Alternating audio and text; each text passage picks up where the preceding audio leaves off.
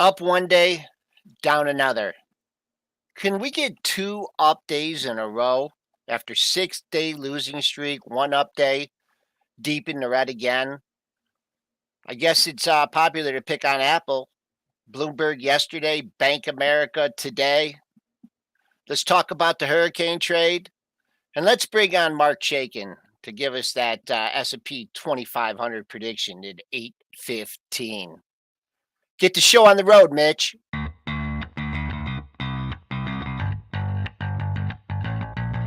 Coming to you live from downtown Detroit, this is Benzinga's Pre-Market Prep with your hosts, Joel Elkanin. This is a volatile puppy here, isn't it? And Dennis Dick. I'm bidding a penny. I'd buy that stock for a penny. With everything you need to start your trading day.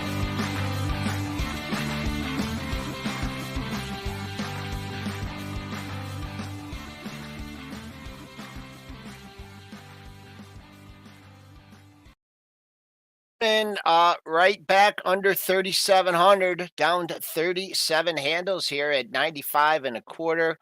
The buck, one down day after 6 up days, up 26 cents, 112.77. TLT giving back part of the gains from yesterday, down a $1.93 at 102.41. Crude, that's up 14 cents at 82.29. Gold in the red by 11.50. Silver in the red by 20 cents. Bitcoin, that's hanging out at 19 in the mid 19,000 handle, and Ethereum futures. They're up a couple bucks at 13.31.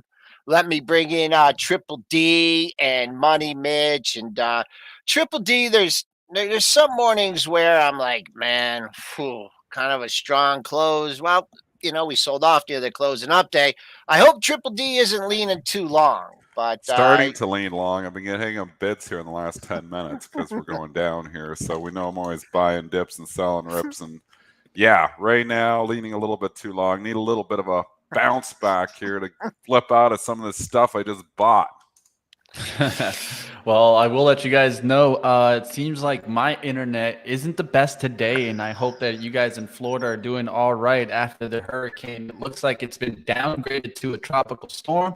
So that's at least good news moving forward. But if you guys hear me chopping out, I'll try to stay quiet today because I can already see my internet isn't as good as it normally is. Let's get into the market. You switched to Rogers? I might have. Rogers. That joke's going to get old, but. All right, let's take a look. It looks like the Treasury yield started inching back up after dropping 25 basis points to 10-year. Let's take a look at what do we see out there. Is the dollar still dropping? Buck is up today. I'm looking at the futures. They're up 31 cents. The TLT, I mean, that was a rally yesterday. I think someone here in the chat just mentioned, the Bank of England rally yesterday. But, I mean, we're in a rising interest rate environment. Is that going to change one day by, like, the Bank of England?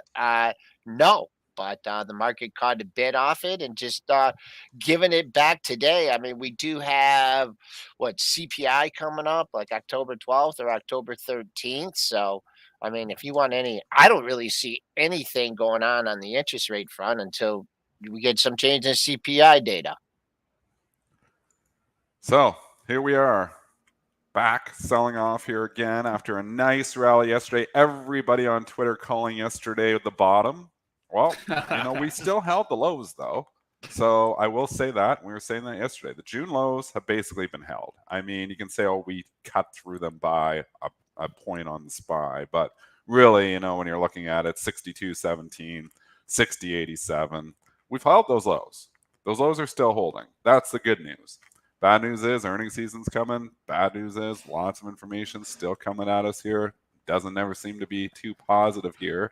But I'll say probably some shorts caught yesterday.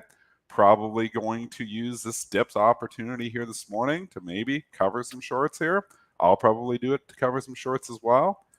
I wouldn't be surprised if I buy this dip today. I'm actually thinking the opposite. I can see the sideways consolidation. You're selling the dip? Here. No, I'm at the point I think we break through the 363 today. The big reason why is that we held that 370 resistance, and we held it really well. Yesterday, it looked like everything was going green, boom, boom, towards the close. And what do? It bring it right back towards that 370 at the close. I feel like a lot of the day traders were riding the momentum, but were the swing traders going to take the risk overnight? Were the investors really going to be dipping their toes in? I feel like investors are maybe taking a shot, but swing traders are still kind of scared, I would say, in this market. And then if you take a look at the day traders, I feel like they rode the momentum yesterday and sold towards the close. So I'm going to just keep playing the range. And when we're down 40 handles, I'm not selling stocks. When we're up 80 handles yesterday, I am selling stocks. So I'm going to keep playing that range until it's broken. We're calling for the Titanic to bob up and down a bit.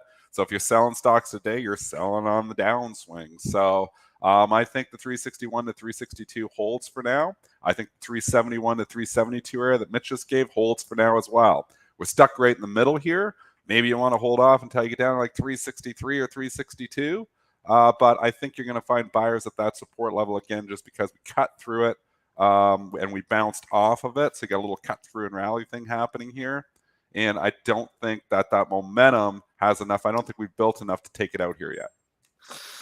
You know what? I would looked at the volume late in the day, and it didn't look great. But I'm looking at it now, and then I'm just in the SPY overall. And guys know I'm not a huge volume person, but I don't know. I'm kind of agreeing with both of you guys for a change because it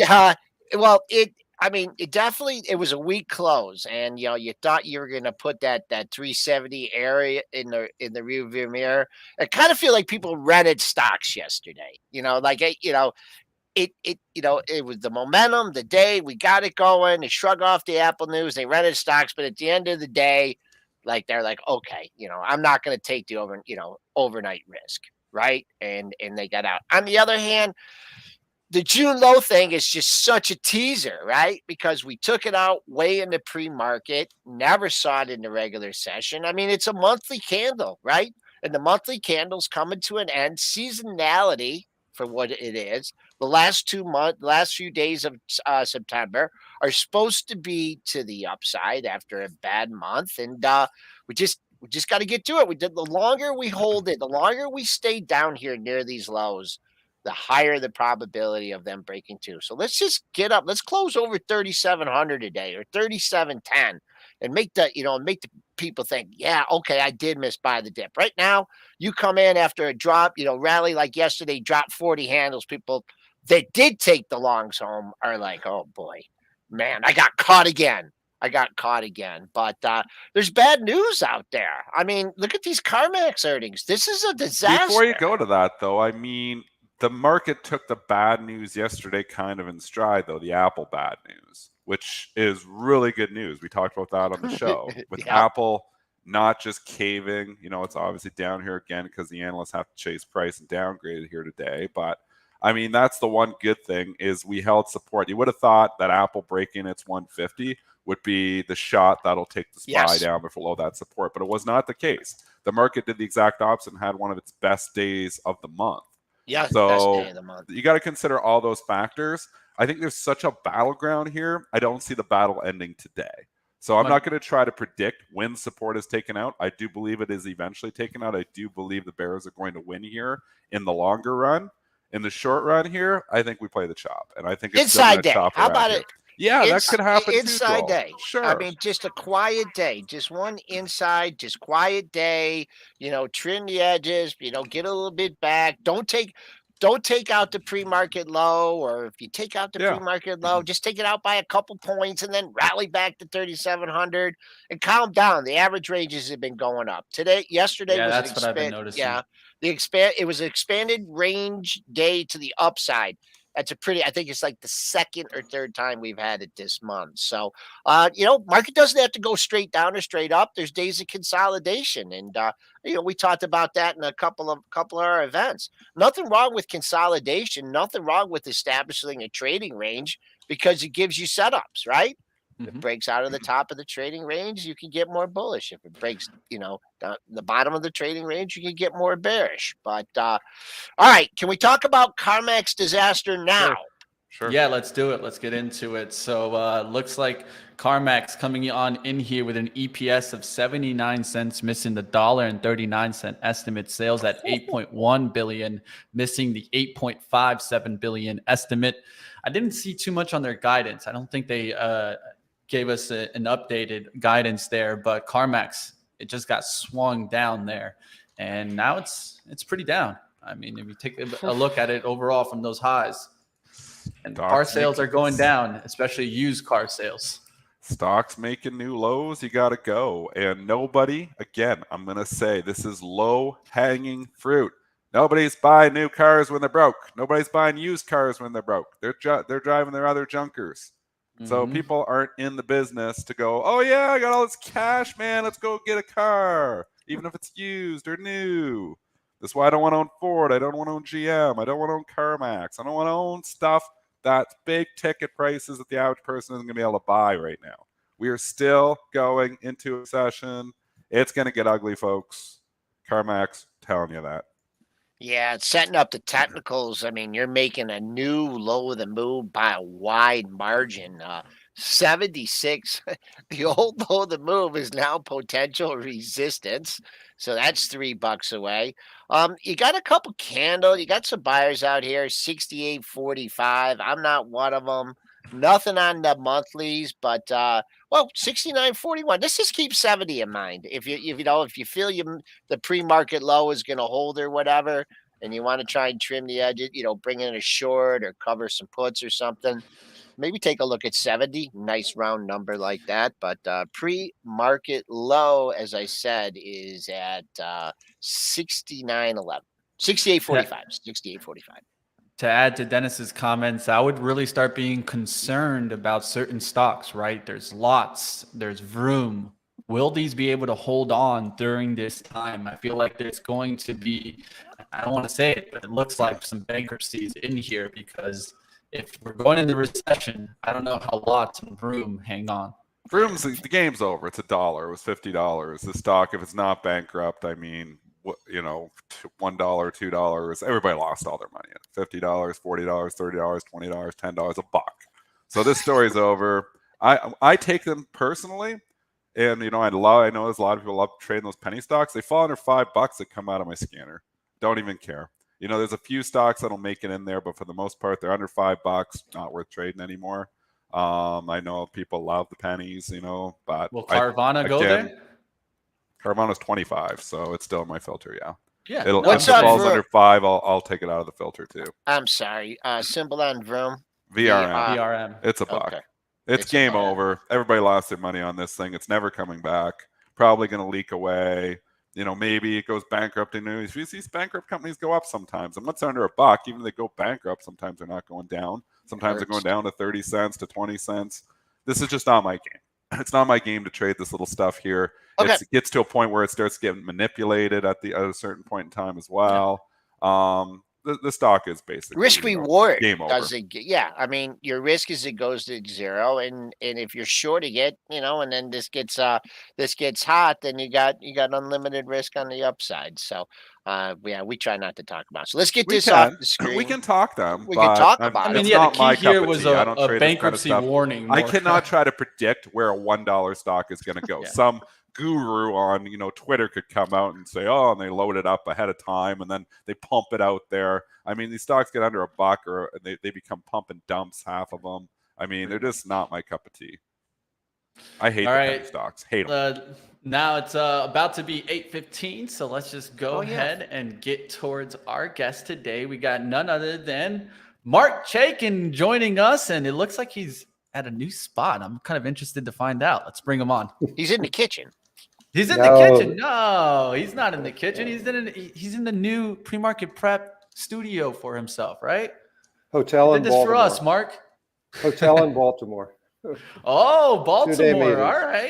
All right. So your boots on the ground for us, Mark. How's Baltimore looking?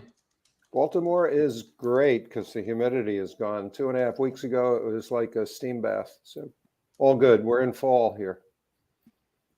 All right, let's start talking about the market. It seems like we got to those June lows. Now, of course, I'd like to ask you, what's your outlook moving forward on the overall market? What do you think my outlook is, Mitch? Unfortunately, it's probably a red game, right? It's a red game. It would be really nice if that double bottom held, but I doubt it. Now, we could rally up. The 21-day moving average is falling like a knife, and it's around 38.60. So a few days, it'll be 38.20, and that you're talking about 3% rally from here. I just doubt it, 3 to 4% rally.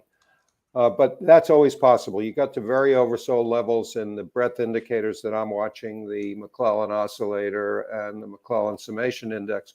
But going back over time, and I'm focusing on 1973, 1974, when we had a very similar economic climate with inflation being a serious, serious problem, price of oil going up. I think you can get oversold many, many times in a classic bear market, and that's what we're seeing here. So very nice that we took a pause, but I'm still looking for an October bottom, late October, and I have a new target that I think makes a lot of sense. What's the new target? 3,400. If you look at a point and figure chart of the S&P, there's a trend line off the March 2020 lows that comes in at 3,400 right now. And ironically, that's also the pre-pandemic peak, 3,392 on the S&P. So it's a nice target area. I hope it holds, but no guarantees on that one.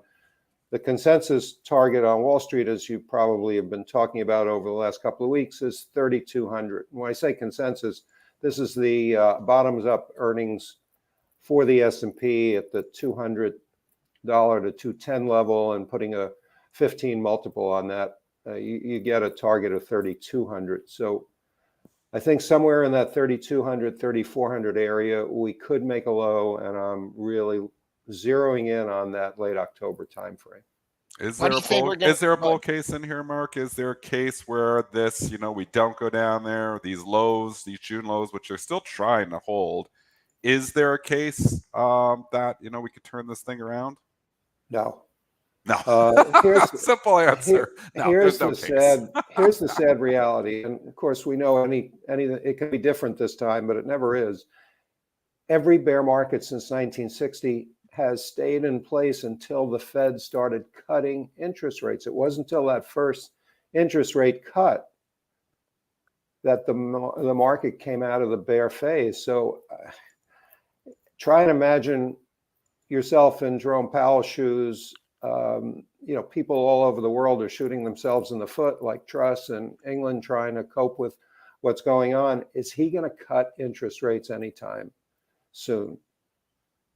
Didn't sound like it. Yeah, it doesn't sound like it. And especially the people who are out there yesterday and this morning from the Atlanta Fed, and Mester's on CNBC right now. She doesn't think rates are restrictive right now. So it's not a great scenario, but remember, the market tends to bottom out 6 months before the economy. And maybe this time it'll bottom out with the Fed just taking their foot off the brakes. But they're unwinding the balance sheet. They're committed to 4.25, 4.5 at year end. The question is, how much more are they going to raise rates? In that scenario, hoping for a bottom is just that. It's hope. So, all right, now, one thing that I'd like to ask. Go ahead.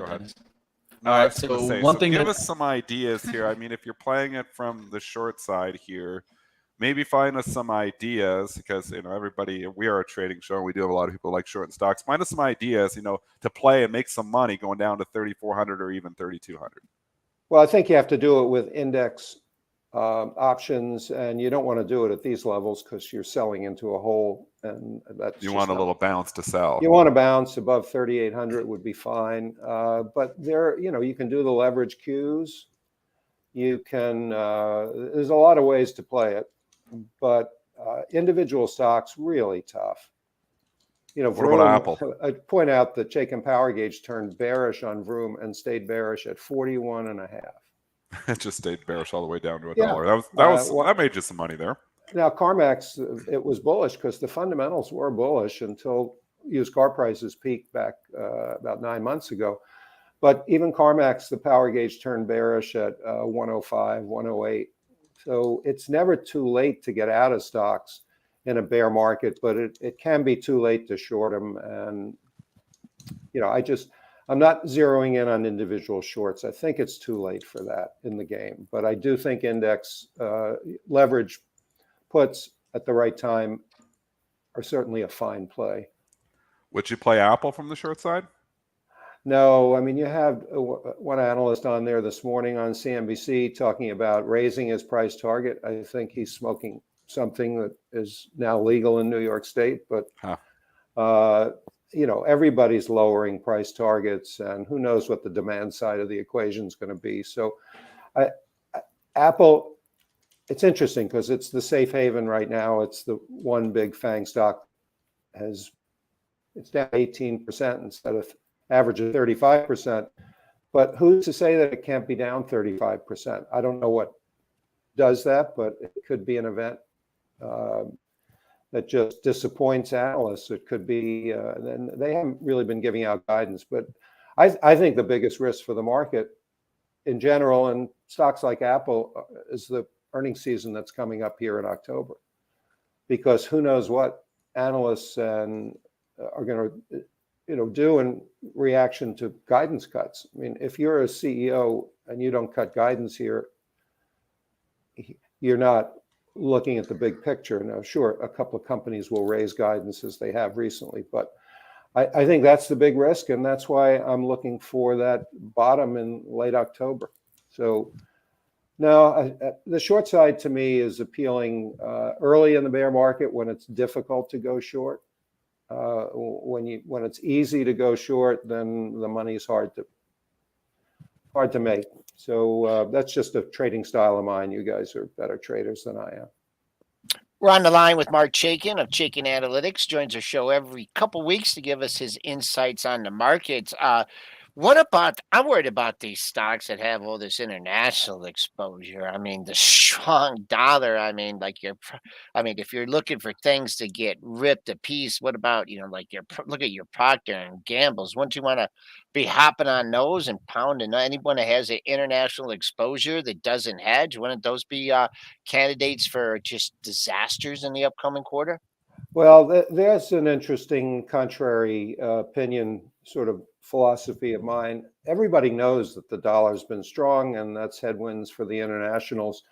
So maybe you see the dollar peak, and maybe corporations say they're hedged and so forth. So again, I think the juice has been squeezed out of that rock, and there's not. I think it's a 50-50 bet here. The money has been made betting against the international stocks, and they probably have some risk here just in terms of being market proxies in many cases, Caterpillar, P&G. But I'm cautious here in terms of pounding the short side. Okay, what about the utilities? Everyone's been hiding out in the utilities, right? That's been the trade, and now you got to pull back here from 70. I'm just looking at the XLU here. I mean, they've come after a lot of things in the market. This is like still technically you got a major uptrend here. I know I tried to try a trend line here on the downside. I think is that what they're coming after next, Mark? The utilities. I don't think so. Not with 2-year rates at 440 or 438, wherever they are. I mean, are you going to risk your money in equities when you can get a risk-free rate guaranteed for 2 years? That's 4.5. I'll call it 4.5%. Not quite there yet. This is a classic. Stocks and bonds compete for capital, and treasuries, the ultimate safe haven, are yielding more than twice as much as stocks on average, and more than most utilities. So, no, I think you got to really think through some of these decisions. And I mean, two things come to mind. My partner, Pete Carmasino, said something really interesting. He said, if you're bearish on bonds, you probably shouldn't be bullish on stocks. And my corollary is, if the only stocks you find to buy are utilities, tobacco, and liquor stocks, then you probably should have your money in cash. And right now, cash is yielding 4.5%. That's pretty attractive. Mark, this is nail on the head. Something you just said is that cash is yielding Yep. more than stocks and bonds. I mean, this is the issue. This is the issue why it's hard to have a sustained rally when the competition is there. I mean, why in the hell? I've said this before, and this is why I've been selling utility stocks. Why do I want to take a risk in a utility stock for a 4% dividend when I will get 4.2% on my cash sitting there with no risk? Dennis, I got to open up a bank account at your account because the rates are not they're not coming up here like they They're are. 4 point. What are you talking about, Joel? What's the 2-year? Yeah, The I 2 mean, years 4.38. You can 4.38, Joel. you That's can right buy it in there. your Go Vanguard 2-year, account. 4.38. 2-year. Yeah, you can I buy it in your got Vanguard It's account. there. Yeah, 4%'s now, there. but by the way, if you're buying older bonds and not new issues, then you're buying them at a discount. So you're not going to see that yield on a monthly or quarterly basis. You're going to see it at the end of the 2 years. So some of these bonds are selling at 95, 92 because they were issued, a bit ago. So you've got to be careful if you're actually going to do that. You're either buying treasuries on the auction, however you do that, or you're buying it in your Vanguard account out of inventory, and there you're going to pick up the yield at the end of the 2 years in terms of capital gains. So people ought to realize that. It's big time competition for stocks. And I know everybody's Yeah. got in their head, well, stocks yield 10%, in the long run. Well, after a 10-year bull run, they've yielded, if you go back and take those numbers. But you know where we started in 2008? Stocks were yielding 7% in the long run. But we just had such a bullish run here in the US that it looks like, okay, yeah, you make 10% if you hold stocks in the long run. It's usually 7 to 8. Yep. So I'm like, when you're getting 4.5, and you're going to go try to pick up stocks and try to pick up an extra 2.5, it's a lot of risk, man. And mainly this is how the institutions think, the insurance companies, the annuity players. So it really doesn't affect you and me, except psychologically, to give you a sense of where the market could go. But the big money, the trillions of dollars that has to find a home, is thinking the way you're thinking, Dennis. That's a problem. That's a problem for stocks. Let's end on a positive note. This is something that I have rarely done in my career. I think you start looking at microcap stocks here. Ooh, And that's the reason interesting. is they're underfollowed, but they have to have good fundamentals. So for me, a bullish power gauge rating. Can I talk about a stock that I just bought with full disclosure, or should we avoid that? Let's go for it. If it's over $5. Oh, it's over $5. An analyst that I really respect, been in the business for 50 years, mentioned a company to me. It's Richardson Electronics. Now, don't run out and buy it, although it does trade nice volume. Symbol is RELL. I didn't know the company from Adam, but I put a power gauge chart up, and it was bullish. It is, yeah. It's good. And this is a company that's in the engineered solutions business, 20,000 customers, maybe a $280 million market cap, but a couple of $100 million in revenue. And they're in one interesting business that really appeals to me. They make casings and capacitors for electronic locomotive. And guess where the world is heading? They're heading toward electronic locomotives. A subsidiary of Caterpillar is making them in Brazil. But US railroads don't want to buy locomotives that are made out of country. So they're now opening a huge plant in Indiana. Just one example of a stock where the power gauge and the story are meshing. And it made sense to me. So I bought some. And, there are probably 100 stocks like this out there. But the problem is you have to dig for them. They're not the big names. They're not even followed by a lot of analysts or any analysts. But these names are there. And, if you want to park some money and take advantage of opportunities, then here's a stock selling at 11 times earnings. That has had a checkered past. Nothing is easy. But it's just one example out of many that I could dredge up. And I did just buy the stock. So full disclosure. Bought it in the low 14s the other day. Nice.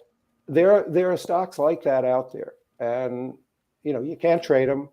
You could, and this one happens to trade some volume. You can't trade them, but you can't own them. And I think that's where there's some real hidden gems in the market.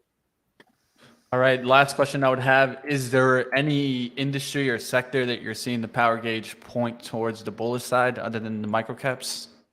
No, unfortunately, it's tobacco and liquor and defensive stocks. I But tried, guys. I tried. but Exactly. I'm going to still beat the dead horse on energy. I just think this last move in oil and in natural gas is just out of sync with what's going on in Europe. So, I think long term, over the next 3 years, energy is still a bull play, and they've gotten taken to cleaners. I've been, a big proponent of that as recently as 2 weeks ago, and they just took these stocks to the cleaners. Some of my favorite stocks we got stopped out of in our portfolios, but I still think long-term energy is a play, and there are some really good names like Oxy that, Warren Buffett's not going away. He's going to buy more Oxy. He bought more last night.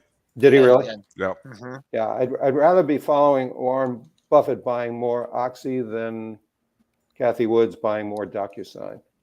I don't even met you here anymore. Well, thank you for joining us today. Like always, Marc Chaikin, founder of the Chaikin Analytics, and definitely you guys can check out the Power Gauge yourself. Go ahead and do so and check out Chaikin Analytics. Let's make sure I'm on right before the 27th, 28th of October, because that's my targeted turnaround date. Okay. All right. Well, yeah, you're on. You're on the schedule. You've given us the day. I like that. Yeah. Oh, yeah. Well, this is the fall panic. Do you know the paper by the Charles Dow Award that the MTA, now the CMT, gives out every year? Chris Carolyn won it in 1998 or 99 for the fall panic. And the fall panic comes on the 27th and 28th of the 7th lunar month. So if you believe in that, believe in the tooth fairy, get ready. But it's before we go, we got one more. I got one more for you. Well, first of all, I want to wish you Happy New Year. Oh, and to you, Joel. Easy, fast, and sell Rosh Hashanah by Yom Kippur. So you're telling me it's too early, October 5th for Yom Kippur, or October 6th? I got to wait till the end of October for to buy the dip. I thought it was buy Rosh Hashanah, sell Yom Kippur, Joel. No, it's sell Rosh Hashanah. Okay. Well, then that's working. Yeah, it's too early. Or else I've been writing it wrong all these years. All right, Mark, thanks a lot. Be well. Have a great one, Mark. All right, let's keep going to some headlines out there. How's the market looking right now, Joel? Well, we just had jobless claims and GDP, so this is why the market took a hit. It's funny, I didn't even realize that number was coming, but SPY went wide. I was like, oh, we got a number coming. I could tell just because SPY went wide. SPY went 30 cents wide about like 10 seconds before. I was like, oh, we got a number coming. So we dropped about 10 handles here. So we got hit. Yeah, we did. There. We did. I haven't seen that. If you want to grab a Mitch, I'm just right now. I haven't seen the actual numbers. I just moved my orders. All right, continuous jobless claims coming in at 1.34 million versus 1.38 million expected. It was at 1.37 million prior. GDP coming in at a loss of 0.6 versus a loss of 0.6 expected. So right on cue with the expected numbers. Initial jobless claims at 193,000 versus 215,000 expected. I'll be able to put those numbers up now, but I just wanted to kind of quickly read through them there. So it doesn't seem like anything other than the expected numbers. But I think, there's just a lot of optimism with that news yesterday on the Bank of England. I just don't know. I don't know how it's really going to react. A lot of people were saying that maybe the Fed would pivot now because there could be an accident in the market. I don't think that's the reason to pivot there. But they can't. They're not going to say this. They're not transitory, and then switch hawkish. I mean, they're not. It's not going to be a dime, and it's certainly not going to be anything that the Bank of England does. Yeah, well, I think it was. I think to Mitch's point. Sorry, Mitch. That was the catalyst. That was the catalyst for the rally yesterday, for sure. That we're seeing a central bank turn around, start to basically go back to QE, which is unfathomable at this point in time. From a North American perspective, but that's what they did, and they're like, hey, this is what we need the Fed to do too.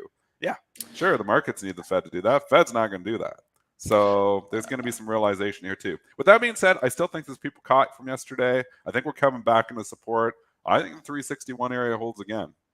One thing that I would note also is that I saw Germany also announce today that they're looking at a price cap, right? There's so many of these caps coming in for energy. Of course, the money has to go somewhere. So inflation, at least I feel like they're just pushing it back. They're like, well, we'll worry about you in 6 months or 12 months down the line. And so I wonder if these caps on energy are why we're seeing kind of these battles in the prices because they're just stepping in. The government's just like, well, we'll step in for the average consumer and kind of get some subsidies here.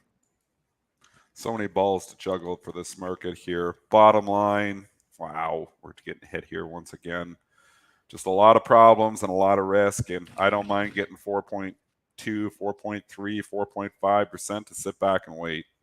So this is the problem. The big money's saying the same thing. It's a battle out there, definitely. Let's go towards the Apple headline today. They did get a rating. So let's talk about that. Apple dipping about 2% after Bank of America stepping in here and downgrading the tech from a buy to neutral. And they said that Apple has outperformed, but however, we do see a risk in this outperformance over the next year. And we expect material negative estimate revisions driven by weaker consumer demand. One thing that's scaring me about Apple is they haven't confirmed the Bloomberg report. Will they come out and maybe pre-announce? I don't know how accurate the Bloomberg report is. Sources say, so we just don't know. I think they'd like to say that it isn't accurate because, one, they don't like it when media gets a hold of, information like Kramer says Apple doesn't like talking to the media, about their numbers. So I'm sure they are kind of figuring out who the hell leaked that. But secondly is I just add it all up, and I think the Bloomberg numbers are probably going to be right. I mean, I just, as much as I don't see people going and buying new cars, I don't think they're running to buy a new iPhone. Doesn't everyone have an iPhone? I mean, well, they do, Joel. And when we're in good times, now. Everybody wants the newest phone, the better camera. Really? But we're not. When we're in good times, but we're not in good times anymore. We're in times of tight money here. I think Apple's low-hanging fruit to not have a good quarter. So that's why I wouldn't have hedged my Apple after a decade of being long it if I thought that, oh, well, yeah, Apple will beat the numbers. I think they're going to miss. I think that there's going to be a lower guide in here somewhere. So I'm not surprised at all by, the Bloomberg report. I think it is going to be accurate. Well, maybe Q3 is okay, but they guide for Q4. That would be, that's the trick that you see a lot. Like, you still get the decent quarter. The thing that Bloomberg was alluding to yesterday, that's going to be reflected in Q4, right? Because they haven't even put the phones out yet. So that will be more of a Q4 reading. But the only thing to look at in Apple, it fought back like a champ yesterday, right? It was the only stock in the top components of the S&P that was in the red. But let's keep an eye on 144.84, right? We're still a $1.20 away from that, $1.40 away from it. 2-star support because we've only been there once. So if you're looking to buy the dip, there's another couple bucks on the downside. I think it's going to be hard after the way it rallied back yesterday. Now you stuck. There's a whole nother group of people that bought it. Yeah, it's going to get back over 150 yesterday, and boom, right back under. So yesterday's low, 144.84. It's just tough. Again, and I've added this up. PE's 24. Okay, yeah, maybe it's going to be a little less if you think that. I don't think they're going to make more money. So I think it's kind of as good as it gets right now. So 24, 25 times in this market.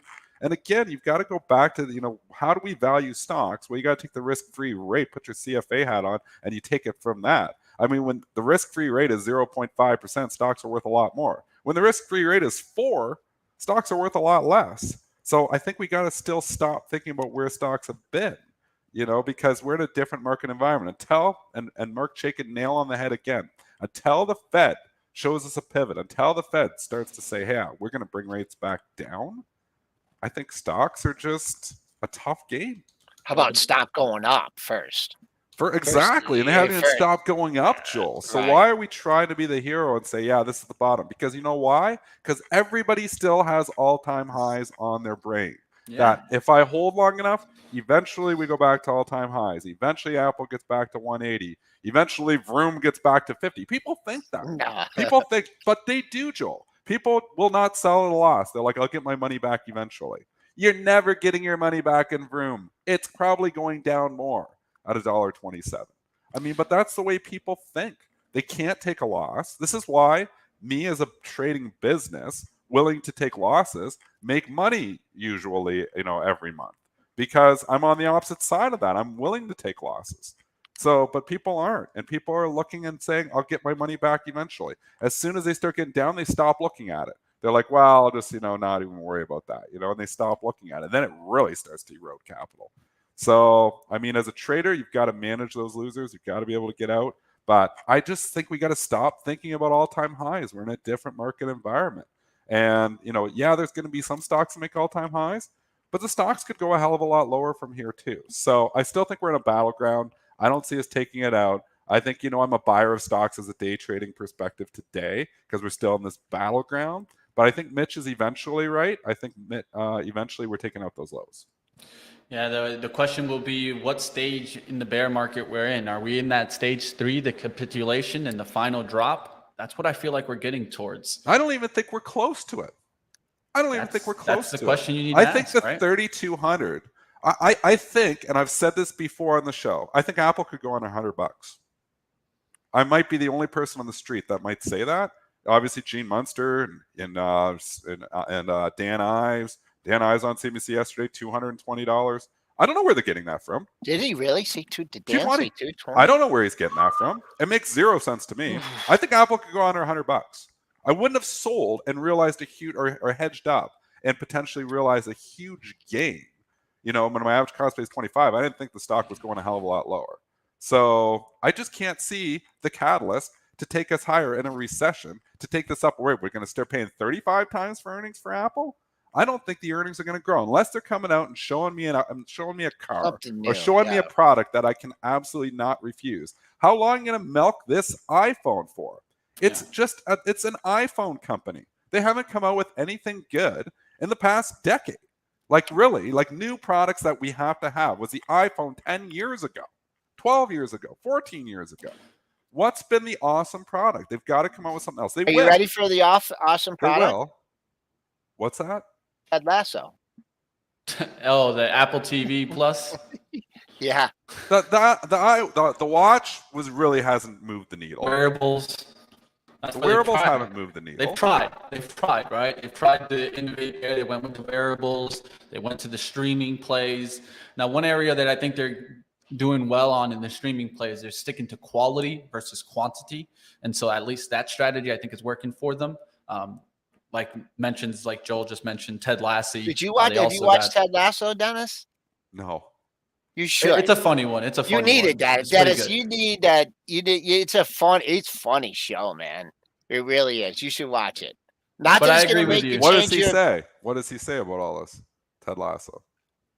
How are we doing Ted Lasso? I don't even know anything about it. I'm sorry. It's a TV show on Apple TV. Oh, it's on Apple TV. Okay, I gotcha. Yeah. I was wondering the connection. I didn't even know the connection. Okay. So. Yeah. Okay. I'm sorry. Yeah. And actually, they have some other shows that are pretty good, and I'm a pretty. Yeah. At least they get some Emmy nominations, right? So. Yeah. All right, let's transition. Let's go to Oxy now. Of course, Occidental Petroleum getting some more. Warren not stopping the buffet there. So he grabbed some more, bought 5.985 million shares. Now it's bringing his holdings to 194.5 million shares, or 20.9% of the petroleum company. Of course, you guys can look at the percentage. The one thing that I was a little bit unsure of was that percentage. I do understand that they do have 194.5 million shares. We'll see what happens here. Will he finally take up to 50%? That's the question you got to ask. Take the company. I mean, look at it. I think he's taking the company up to 50%. I think he's going to continue to sit here and buy at $57 to $59 indefinitely. Every time it comes back down here, he buys stock. It got down there a couple days, he's buying stock. So he's just got his order out there, Joel. It's the Buffett put 57 to 59. He's sitting there just backing up the truck. It's smart. I mean, if he wanted to take over the whole company, why pay 90 when he can just sit here and slowly accumulate stock at 58? Yeah. It's a smarter way to take over the company. He said he can go up to 50. I think he's going to 50. He's like at 27 now. So I think he just continues to sit here and buy at 57, 58, 59. I made the mistake of jumping in at 65 because I thought he might jump early. That was a mistake. Me too. Sitting there at 50, 57, 58, Mitch. That's the play. Yeah. And I don't know. I guess, you get down there 57, 58. I'd buy along with it, just like Chaikin was saying, because I think you got the Buffett put. How many stocks are you going to find with 9 monthly higher lows? Look at that. Look at the monthly chart. Not many. Not many. I'll tell you that. Man. Look at That's that. for sure. I mean, boom, just stepping up. But he came into this area. The market's just a little skittish today, so you didn't exactly get what you did get the pop to 62, right? In the pre-market trading, just a little bit over 62, I believe, when the news hit. Closed at the high yesterday, 61.60. You got to deal with first. So unless you get a big turnaround in oil, a big turnaround in the market, that pre-market high could be a good target on the upside. But he waited. He waited the gap down day, and this is that area. Man, he's using that. Man, that guy's now. patient. Way to go, Warren. John B. sold the 57 puts. That's not a bad play. Good mention in the Buffett's chat. going to keep buying it down there. It's going to have trouble going through that area. We want to sit there and buy 6 million shares in the open market. Joel, this isn't like buying he's buying 60,000. He's buying 6 million shares in the open market. There's a reason it doesn't go down. He's sitting there. He's a whale, and he doesn't allow it to go down. He's an iceberg. And and he said he's got the permission to go up to 50. He's probably just going to sit there and buy another. Goes down to 50, 70. He's going to buy another 6 million shares. Unless we go into a full market crash where, and then there's going to be no stopping it. I mean, it's going to be tough for that stock to go through that area. One thing that mentioned in the chat I think is interesting. Someone mentioned, do you think that potentially he could be selling his Apple shares to buy some more Oxy? I don't think he's. I think he's a long believer in Apple. I know he's so big in Apple. I don't get it at all. I'm a seller of Apple. Obviously, he doesn't listen to pre-market prep because I've been bearish Apple here for a long time. So been trying to get him to listen, but he hasn't done much in Apple though in a while, has he? Did he? No, he just sits on it. But it's like 40% of his fund. Yeah. I'd be nervous if I had 40% of my money in Apple right now. I wouldn't be sleeping at night. I'd be nauseous. I'd have going to the bathroom. Dennis would be selling iPhones on the street. I had 5% of my money in Apple, and I was nervous. Dennis on the street selling iPhones in New York. Hey, do you want an iPhone? I got you. Help him out. We got to get these numbers up here, Mitch. We better get these numbers a little bit higher. Help him out. Help him out. Let's keep going to an interesting analyst note today. Analyst at Wells Fargo initiating on Coinbase. So they initiated with an underweight, citing rising macroeconomic pressures among other potential negative catalysts. Though we believe in the value of Coin's platform, we see early mover advantages gradually being eroded away as the competition increasingly mimics the coin ecosystem. This was from Jeff Cantwell wrote on Thursday. Was it an upgrade or a downgrade? It's initiating coverage, and so they initiated with underweight. Initiating a sell. I'm with that. I had Coinbase for a while. I sold mine too. So I think Coinbase eventually goes a lot lower. I think the crypto story is over.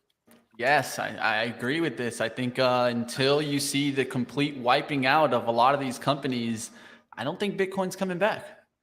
Even if Bitcoin comes back, a lot of these other ones are not. This Bitwise commercial drives me nuts. I've said it before. It's on CNBC relentlessly. I see it played 1,000 times a day, I feel like. I know that's an exaggeration, but it's on nonstop, telling us, how, we got to get invested, get the whole portfolio of crypto. It's been the worst disaster. I predicted that a year ago. The worst thing you could possibly do is buy a portfolio of these things because most of these things are zeros. Maybe if I said, if you want to play crypto, it's Bitcoin or Ethereum. That was it. So Bitcoin has held up fairly well. I'm very impressed with Bitcoin. But, all these other ones, there's 10 million of them. Most of them are just basically making money for the issuers and everybody else holding the bag. Mitch made a good point on the Bitcoin. The last two big up days. This was well, actually, it went one more day. Was the Scaramucci FTX announcement, right? And that was the maybe it lasted. I don't know exactly what day it was, but they sold the living daylights out of it. And then we Yeah. got a pop a few days ago on the Voyager settlement. I don't know Yeah. how that's bullish, but man, when you see stocks have the news, right? You want to see that, okay, it's good news, it's good, Scaramucci and FTX are teaming up, boom, boom, boom. You don't want to see it give it back and then go back below the level. About maybe it was right at 19K. It's hanging out, it's consolidating. Man, what has it had this tight of a range for 3 months in a row? Man, never. It's holding support. It's right there with the Yeah. market. When the market breaks, the June lows, Bitcoin will break the lows too. It's Okay. a risk asset trading with risk assets. That's it. It's not its own animal. It's not a hedge. It's not It's an a inflation NASDAQ hedge. stock. That's what it is. It maybe wasn't that 3-4 years ago. It is now because the masses are in it. It's a NASDAQ stock, Bitcoin now. All right, let's go towards now another upgrade in First Solar. Evercore IS Group upgrading First Solar to outperform, raising the price target to 150. This seems like a solar stock that doesn't want to turn around. I've been calling to just keep an eye out on this relative strength. It hasn't really turned around in First Solar, and it's pushing. The best stocks right now. They just don't go down. First Solar is right near an all-time high. So many of these solar companies like Enphase right up there holding on. I mean, the story, there's a few, laggards. SEDG has come down a bit here, but unbelievable resilience in this stock. I don't want to short a stock making new highs in this market because if the market goes to turn, this thing is the one that blasts off. So whatever reason, solar is getting a pass on everything right now. The relative strength is nothing short of incredible. We're traded up 57 cents on this, 140.64 to 128, 12-point move. So you're getting back half of that move. I mean, this is an interesting area and it's trading above it. If you are, bullish and playing this from the long side, let's see it hold this, hold the close, hold the open, 136. Well, right now it's 136, 76. So it's up. The only other daily high to contend with is the all-time high at 140.64. And the other thing I like to keep an eye on is the old time, or no, it's not old time, Dennis, because this went crazy back in 2008. So it's not, you even got me saying it. It's not old time highs. It's definitely There was 300 multi-year. back in 2008. Yeah, The that's people right. who bought the solar story back in 2008 are still looking to get their money back. But a lot of people a lot of these data providers don't go back over 10 years, so you don't know how many bag holders are really there. So it shows you when you pay stupid prices for stocks, even the best stocks like First Solar, you're still down on them. Don't pay stupid valuations for stocks. So you're not paying up for Bed Bath & Beyond today, right? Okay. Is Bed Bath & Beyond going higher? They reported their earnings. The only out turn today. around this story is if Cohen buys it back. I still think he might. I've said that before. I still think he might come back and buy it back because it would pop like 50%, 80% on him doing that. Wow. He knows he can print money in that. And I don't think he's scared. It would not surprise me if he eventually did buy that back. That's the only thing turning this company, turning the stock around. I don't think anything's turning the company around. Earnings don't look good here, reporting a 28% drop in quarterly sales and wider than projected loss. EPS coming in at a loss of $3.22, missing the loss of $1.85 estimate. Oof. Sales of $1.44 billion and missing the $1.45 billion estimate. And they maintained their full year 22 guidance. I don't know how, but they did. Well, that's good news. Maintain their guidance. At least they can keep the lights on. I'm a little worried about the heat in the wintertime here because they weren't using the air conditioners in the summer. I'm a little worried they're not going to use the heat in the winter. So anyways, it's a joke, a little bit of a joke, but it was from the New York Post. Bed Bath & Beyond, I think, like I said, I'm not going to short the damn thing because if Cohen came out overnight and rebought it, it'd be at $12. Exactly. So I think that's the only possibility that the stock turns around. I think it continues to leak. There's a lot of people waiting for him to come back in. He may come back in. So I'm just out, not trading it. Just you got a little pop off that off the headline number. I don't know why someone bought it up to 692. But they did. It's been kind of sleepy down here, tight ranges over the last couple days. I would say if you clear 730, there's some room on the upside, and you just had some patient buys around 6. So definitely enough coverage here on triple BY. I haven't checked. We don't even need to check those other stocks. What All else you right. got for us, I Mitch? got Well, you. we can Another look GME. earnings. Here, hey, AMC, $7. Ape was supposed to be Did the good you- one. It's $3. Did you hear about what happened in AMC and Ape? No. So pretty much what happened here is there's a mention that Citigroup has been kind of reached out by AMC to kind of sell some Ape preferred shares, right? So they're pretty much trying to continue to dilute AMC, but they can't continue to dilute AMC because they can't pump out more shares. So what they're trying to do is just sell their preferred equity in Ape to dilute further their stock, right? I mean, that's a big plus for investors, right? What a disaster. Even this APE, everybody came out there at $10 and now it's $3, like literally a month later. So this was a epic 60% fall in the price of this thing in literally a month. These have all been just a disaster. We were right on this show. I said, eventually AMC would be $10. It is. It's $7 and the Ape's $3, so you can add them up and it's 10. It's 10. So it's 10. So it's went to my target. I have no idea where it goes from here, but it gave it all back, which was predictable. GameStop is so resilient, still holding high, still at $27 a share.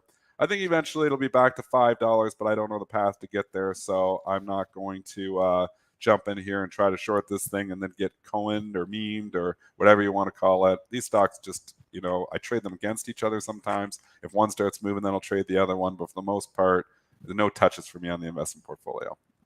All right, S&P's off the mat. 73.50 is your pre-market low. Got hit pretty good on that GDP number. What we're going to look at today now, the true low, the Globex low from yesterday was 36.13. That's still quite a ways away. The intraday low, which I think people may be keeping an eye on from yesterday, that's the low from 9:30 until 4. That's at 52.25. So they need to whack it another 32 handles to get down to the intraday low for the S&Ps. Would you guys think that the market could still be up today and still have kind of like a down tape in an Apple? That's why a little part of me is going to be It's watching tough. Apple today. Be I impressive. don't expect to see a day 2 of that pattern. Very important day for the market, because if we leak I agree. and we get back down near that support, then maybe we set up for tomorrow to take it out. I don't want to, and you got to play range, and you got to look at, we've already kind of had a big range here today, Joel, Mitch, same thing. I'm just, to go and say, yeah, we're taking it out today, it would have to be some epically bad news to take that bottom out. I think what's going to happen, we're going to meander here and bounce around until you get one of the big guns actually worn. So we're coming into earnings season. We're going to see a Microsoft, or we're going to see a Google. I think we're going to see Meta, or maybe even potentially an Apple. One of the big guns are going to warn, and the market's going to get hammered on it, just like FedEx did. I think there's more warnings coming. I think the earnings season is going to be nothing short of a disaster, and that's what's going to take out support. So it's the calm before the earnings storm. PCE tomorrow also, right? The Fed's favorite inflation indicator. That could change things. That could change it, I mean, right? show us a little bit of, light here. Hang on. If the SPY could hang on to those lows, maybe one more day, we get some good inflation data. That could change my mind. Give me a reason to change my mind. Yep. And we're going to need some data probably to do that. What about this Porsche, Dennis? I mean, if we're talking about people not buying expensive things, POA. I wonder if I got it. POA. Yeah, but Joel, we're talking about the consumer that's usually strapped for cash. Let's just be honest. The people that buy Porsches, they're going to do all right during this downturn. Fantastic point, Mitch. Fantastic point. The average U.S. citizen was never buying a Porsche. Yeah, that's unfortunately its own thing. But the average U.S. citizen definitely was buying a new Ford truck. So they're not doing that anymore. So fantastic point. Certain high end doesn't get impacted as much during a recession because the rich are still rich. It's only rich people buying those. Fantastic point, Mitch. Let's just say I wish I was a part of that crew, but unfortunately, we're gonna keep. We all battling wish we here were, as but yeah, the everyday here and we're consumer. not. That's just what it is. It's 9 o'clock. If you guys want to come on over and stay with Joel Elconin as he comes through, and do you have a guest today, Joel? No guess, man. We just Ooh. missed a ton of tickers here, so we're There gonna you go over go. there and Triple D. If you're feeling okay, I'll call you later. If not, everyone have a great trading day. Okay. All right, have a good one, Joel. And Dennis, you have a great one like always. Keep battling. What's our shirt today? What we got on? Oh, it says, I'm on a boat. I'm on a boat. I'm on a boat. I'll tell you one thing. Those guys in Florida don't wish they were on those boats. Did you see those boats, man? No, I know. I was It's watching actually the a bad day marinas. for this shirt, maybe. They were just I should say I'm off a boat. Yeah, Those I'm off boats the did boat. not look good. That was crazy, man. That surge down there. And I tweeted at Fari to make sure he's okay. Obviously, he's in Naples. So I wanted to make sure him and Captain Tico were okay. Fari, if you can hear us, if you listen to the show, let us know you're okay. Send us a message. Send us something. Let us know you're still doing all right. All right. Well, we'll definitely see it. At least the good news today, I talked about it on Twitter, downgrading to a tropical storm. So that's at least good news for the hurricane. And be careful with that hurricane trade. Sometimes it turns around really ugly.